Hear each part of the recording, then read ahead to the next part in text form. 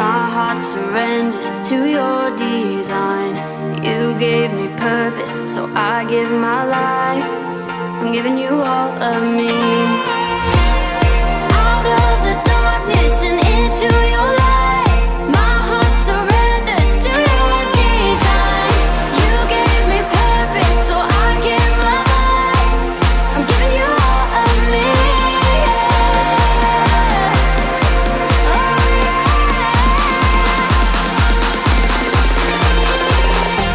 Forever I will lift my voice. Forever you will be my child.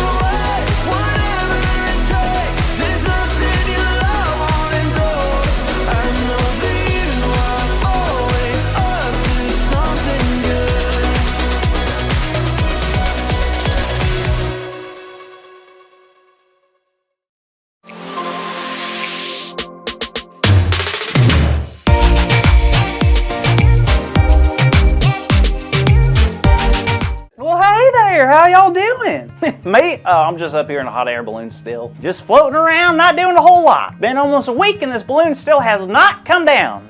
And believe me, I've tried everything. I've tried asking, please, Mr. Hot Air Balloon, please bring me back down to Earth. I'm so hungry and I'm so sorry I popped so many of your family members as a kid. It's just that balloons are so fun to pop because they make that little fun popping noise. But I promise I'll never do it again. If you just bring me down to the ground, please. I've tried calling the police. Hi, yes, officer. I need help. My address? Up the sky. Up in the air? Oh, street? Cloud Street?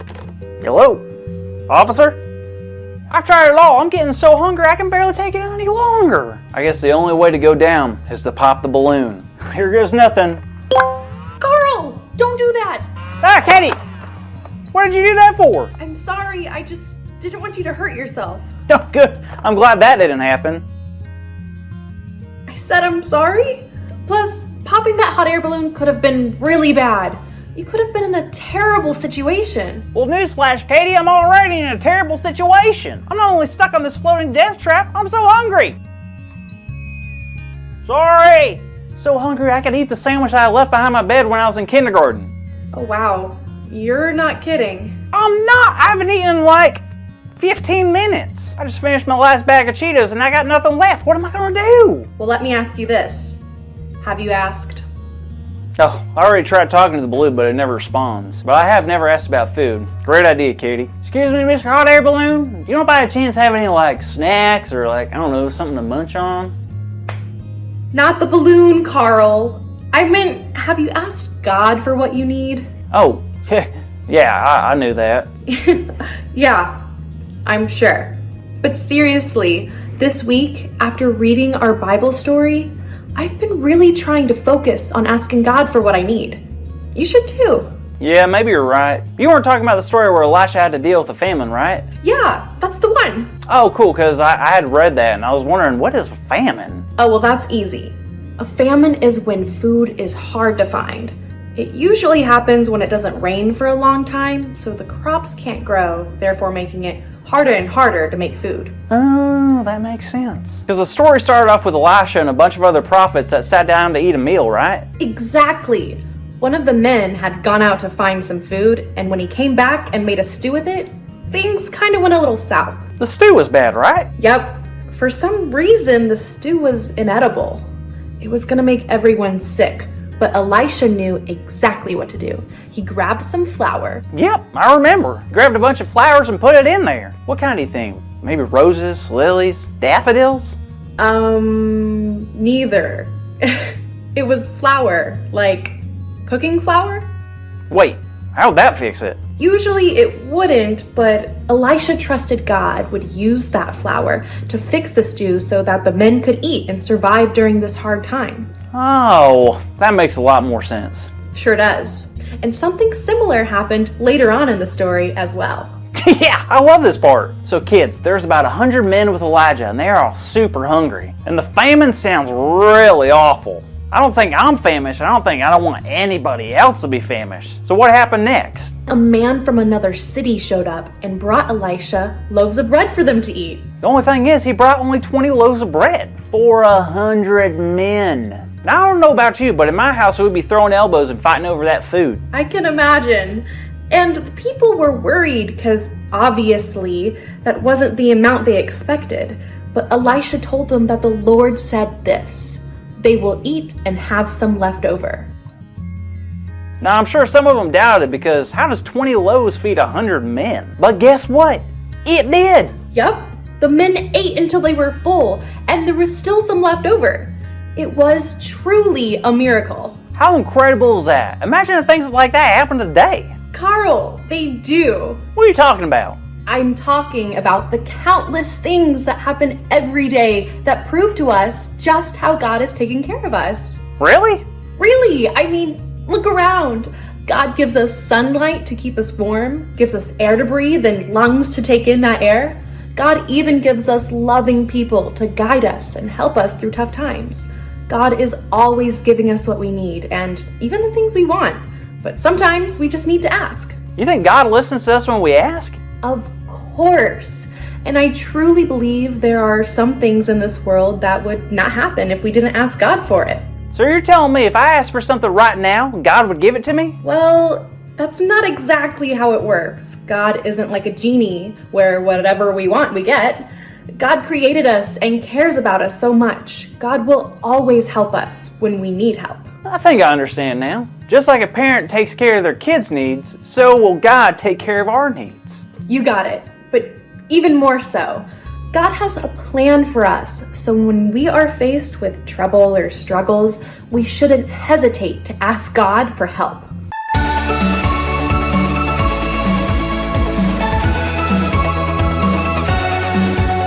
Hi kids, it's your good friend Sam. And man, do we have a great big idea for you today. And it's this: I can ask God for what I need. Are you ready to say it with me? This time, we're gonna shout it out to the clouds, okay? 1, 2, 3. I can ask God for what I need. Wow, great job. Don't forget that. No matter what it is, we can ask God for what we need. Now, in the next episode of Grow TV, we're going to finally see if Carl could get out of that hot air balloon. All right? Okay, I'll see you then. Bye.